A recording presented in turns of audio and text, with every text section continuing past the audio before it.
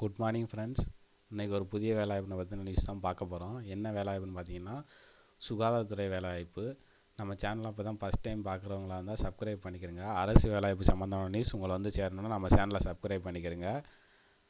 பிடிச்சிருந்துச்சின்னா like பண்ணுங்கள், உங்கள் ஃப்ரெண்ட்ஸுக்கு ஷேர் பண்ணுங்கள். அதே இது உங்கள் ரிலேட்டிவ் யாரோ எலிஜிபிள் இருந்துச்சுன்னா அவங்களுக்கும் தேவைப்படுச்சுன்னா அந்த வீடியோ ஷேர் பண்ணி விடுங்க.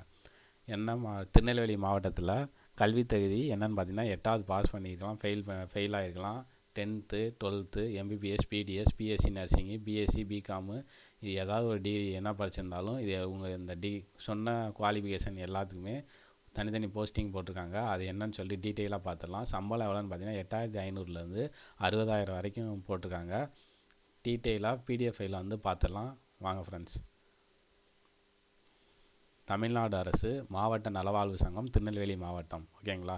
திருநெல்வேலி மாவட்டம் நலவாழ்வு சங்கம் மூலமாக திருநெல்வேலி மருத்துவக் கல்லூரி மருத்துவமனை, அரசு மருத்துவமனை, அரசு சித்த மருத்துவ பிரிவு, திருநெல்வேலி மாநகராட்சி மற்றும் அரசு ஆரம்ப சுகாதார நிலையங்களில் தேசிய ஊரக நலத்திட்டத்தின் காலியாக உள்ள இடங்களுக்கு விண்ணப்பங்கள் வரவேற்கப்படுகின்றன அப்படின்னு சொல்லிட்டாங்க. அதை பற்றின டீட்டெயில் தான் நம்ம இந்த வீடியோவில் பார்க்க போகிறோம். விண்ணப்பிக்கும் முறைன்னு சொல்லி கொடுத்துருக்காங்க. எப்போவுமே விண்ணப்பிக்கிறது வந்து போஸ்ட் ஆஃபீஸ் மூலயமா தான் முன்னெல்லாம் விண்ணப்பிங்க. ஆனால் இந்த இதுக்கு வந்து ஆன்லைனில் தான் விண்ணப்பிக்கணும்.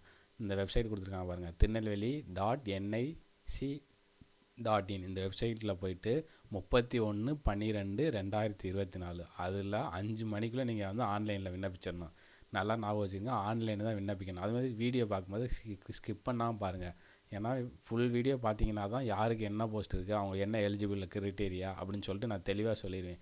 ஃபஸ்ட் டைம் பார்க்குறவங்களுக்கு வந்து இது புரியாது, அதனால் கொஞ்சம் தெளிவாக பார்த்துக்குங்க. அது மாதிரி படித்து முடிச்சுட்டு நிறைய பேர் வேலை இல்லாமல் இருப்பாங்க. அதனால் 8th பாஸ் ஃபெயில் அவங்களுக்கும் இதில் வேலை இருக்குது. அதனால் கொஞ்சம் கவனமாக வீடியோ பார்த்துட்டு அப்ளிகேஷன் ஃபில் பண்ணுறப்ப கேர்ஃபுல்லாக ஃபில் பண்ணுங்கள். காலி பணியிடங்கள் பின்வருமாறு. Interview post. இன்டர்வியூனா அவங்க வந்து நேர்முக தேர்வுக்கு அழைச்சி கொஸ்டின் கேட்டு அது மூலியமாக செலக்ட் பண்ணுவாங்க. அது இன்டர்வியூ போஸ்ட்டு. அது வந்து யாருக்குன்னு சொல்லிட்டு பார்த்துருவோம். இன்டர்வியூ போஸ்ட் வந்து name of the programme scheme என்னன்னு பார்த்தீங்கன்னா மெடிக்கல் ஆஃபீஸர். அதுக்கு குவாலிஃபிகேஷன் என்னென்னு பார்த்தீங்கன்னா எம்பிபிஎஸ் முடிச்சிருக்கணும். அதுக்கு ஒரு சம்பளம் வந்து 60,000. ஹாஸ்பிட்டல் குவாலிட்டி மேனேஜர், அதுக்கும் எம்பிபிஎஸ் அல்லது டென்டல், ஆயுஷ், பாரா மெடிக்கல் டிகிரி இது முடிச்சிருக்கவங்களுக்கு 60,000. அதுமாதிரி மைக்ரோபயாலஜிஸ்ட் வந்து எம்பிபிஎஸ், எம்டி இது முடிச்சிருக்கணும். அதுமாதிரி டென்டல் சர்ஜன் வந்து பிடிஎஸ் டிகிரி முடிச்சிருக்கணும். அது மாதிரி சோசியல் ஒர்க்கர்னு சொல்லி கொடுத்துருக்காங்க. அதுக்கு வந்து எம்ஏ சோசியாலஜி, அதுக்கு மாதிரி மாஸ்டர் ஆஃப் சோசியல் ஒர்க்கர் அந்த டிகிரி முடிச்சிருக்கவங்க 23,800 சம்பளம். அது மாதிரி ஐடி கோஆர்டினேட்டர், அதுக்கு வந்து எம்எஸ்சி ஐடி பிஇ அது முடிச்சிருக்காங்க, 21,000 சம்பளம். நான் இன்டர்வியூ போஸ்ட், ஓகேங்களா. ஃபஸ்ட்டு வந்து இன்டர்வியூ போஸ்ட்டு, இப்போ பார்க்க போது நான் இன்டர்வியூ போஸ்ட்னால் இன்டர்வியூ எதுவுமே கிடையாது, டைரெக்டாக செலக்ட் பண்ணுவாங்க. அது வந்து ஸ்டாஃப் நர்ஸுக்கு வந்து பிஎஸ்சி நர்சிங் முடிச்சுக்கணும் அல்லது டிப்ளமோ நர்ஸ் முடிச்சிருந்தவங்க எல்லாம் அப்ளை பண்ணலாம். மொத்த வேகன்சி எவ்வளோன்னு பார்த்தீங்கன்னா 9.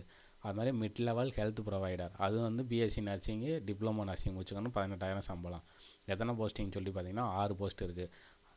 தருமா ரிஜிஸ்டரி அசிஸ்டன்ட் வந்து 1, 18,000 சம்பளமும். டிப்ளமோ நர்சிங் அல்லது டிகிரி நர்சிங் முடிச்சுக்கணும். OT technician, diploma in OT technician முடிச்சுக்கணும், 15,000 சம்பளம். ஃபார்மசிஸ்ட் முடிச்சிருந்தவங்களுக்கு 1, டிப்ளமோ ஃபார்மசிஸ்ட் முடிச்சிருக்கவங்களும் 15,000 சம்பளம்.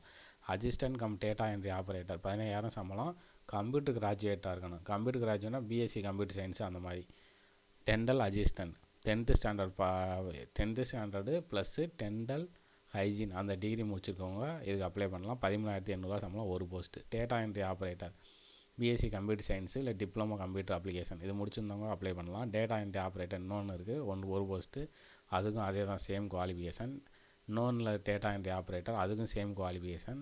Data entry operator cum junior assistant இதுக்கு வந்து 10,000, இதுக்கும் அதே சேம் குவாலிஃபிகேஷன். இதுக்கும் டேட்டா என்ட்ரி ஆப்ரேட்டர் 1 இருக்குது, அதுக்கும் சேம் குவாலிஃபிகேஷன்.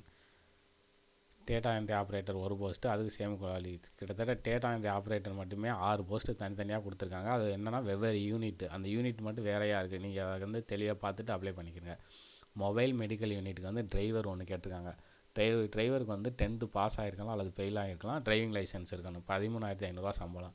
நிறைய பேர் டிரைவிங் வச்சுருப்பாங்க, ஆனால் அவங்களுக்கு இந்த விஷயம் தெரியாமல் இருக்கும். அதான் வீடியோ வந்து ஸ்கிப் பண்ணாமல் பாருங்கள் அப்படின்னு சொல்கிறது. அது மாதிரி பிசியோதெரபிஸ்ட்டு, அது வந்து பிசியோதெரபிஸ்ட் வந்து பேச்சுலர் டிகிரி இன் பிசியோதெரபிஸ்ட் முடிச்சிருக்கணும். 3 போஸ்ட் இருக்குது, 13,000 சம்பளம். ரேடியோகிராஃபர் 3 போஸ்ட் இருக்குது. Diploma in radio diagnosis technology 13,300. Multipurpose hospital ஒர்க்கு வந்து 8th பாஸ் ஆகிருக்கலாம், ஃபெயில் ஆகிருக்கலாம், 8,500. கிளீனருக்கு வந்து 8th pass fail 8,500. Multipurpose hospital ஒர்க்கு வந்து 8th pass fail 8,500. Hospital attendant 8th pass fail 8500, sanitary attendant 8th pass fail 8500.